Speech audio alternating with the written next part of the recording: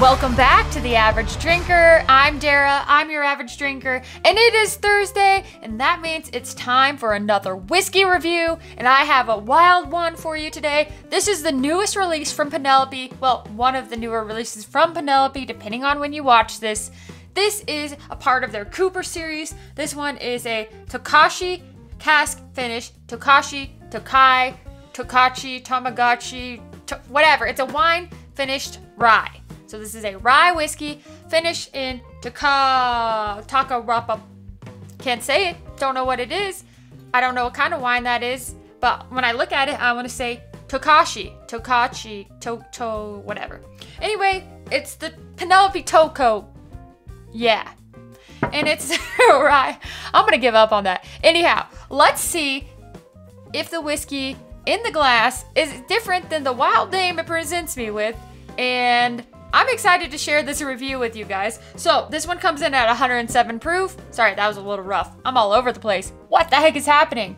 Good thing you guys call me a squirrel. If the name fits, am I right? Okay, that was really dumb. Now, thank you guys as always for being here. Thank you for watching. Thanks for supporting me, even though I'm a bit cuckoo up in there. I appreciate you. I love you. Now, let's dive into this review. It's gonna be a wild one, so buckle your seatbelts.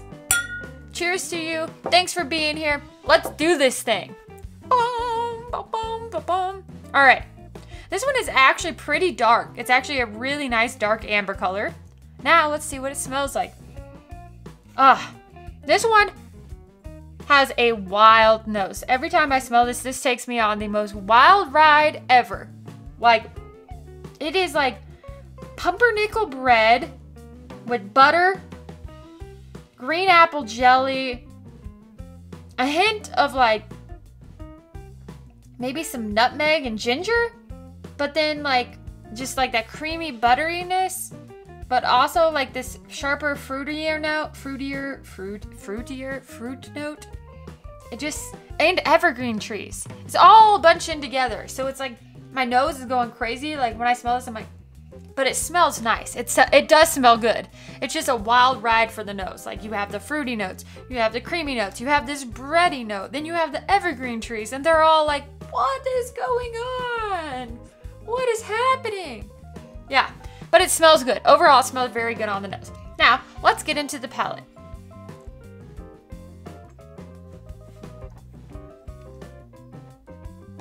Whoa. The palate is even more wild. So, holy moly.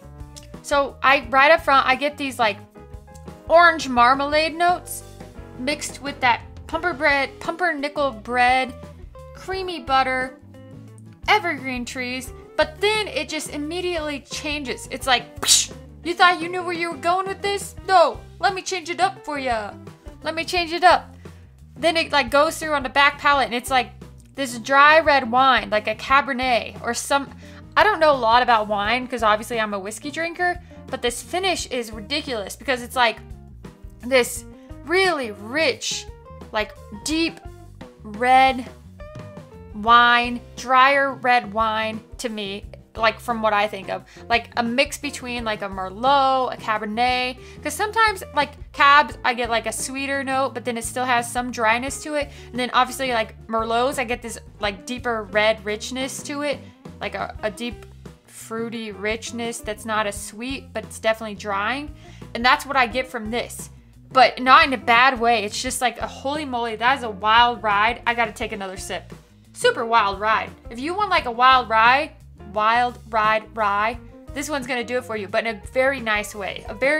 What Penelope is doing and the way they're finishing things and blending things is mind-blowing. So good, so good.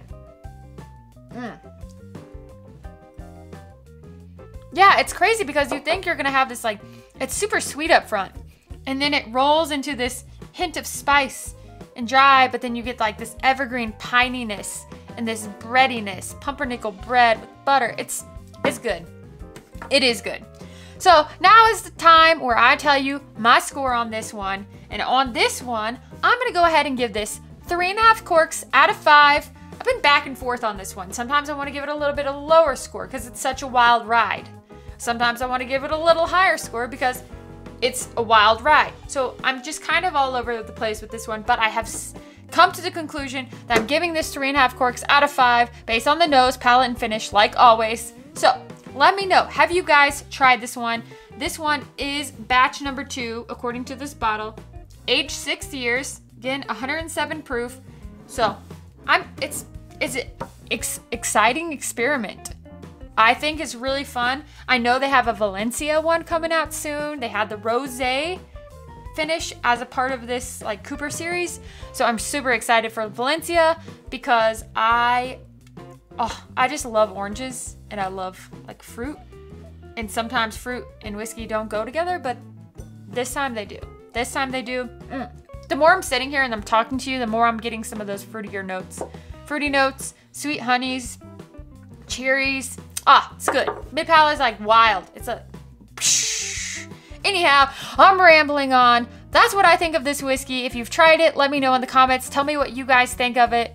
I like it. I think it's super unique. It's definitely a unique rye.